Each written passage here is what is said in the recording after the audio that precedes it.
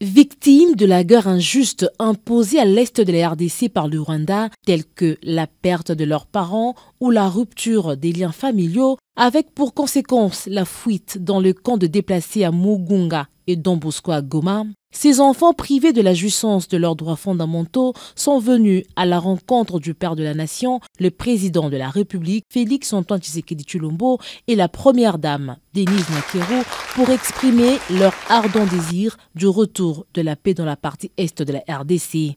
Nous sollicitons un engagement concret et soutenu de la part des autorités congolaises, des partenaires internationaux et de tous les parties prenantes pour que les familles déplacées retrouvent leur dignité, l'espoir, la paix et un avenir meilleur.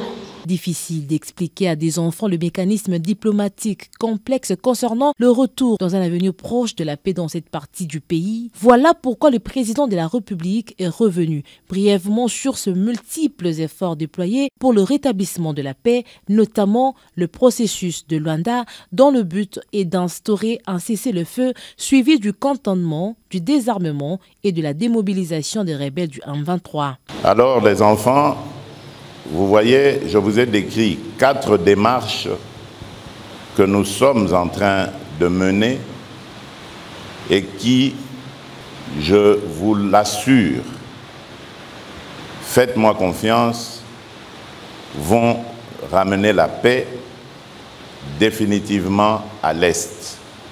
Pas un semblant de paix, c'est-à-dire simplement les armes qui se taisent pour reprendre dans 1 an, dans 2 ans, non. Ce sera la paix définitive. Et vous pourriez enfin, à ce moment-là, rentrer à la maison.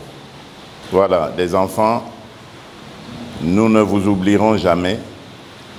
Dites à vos parents qui sont restés quand vous allez rentrer que vous avez vu le président et que le président vous promet que tout va revenir dans l'ordre.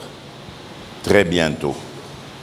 Je vous en fais la promesse et le serment. Organisée par le FONAREV, la rencontre a connu également la participation de la première ministre Judith Suminwa Tuluka, de la ministre des Droits humains et de la ministre des Affaires sociales. Au terme de cette rencontre, les enfants sont répartis avec une lueur d'espoir, un sentiment de fierté, un heureux souvenir d'avoir eu l'honneur de rencontrer en face le couple présidentiel en personne.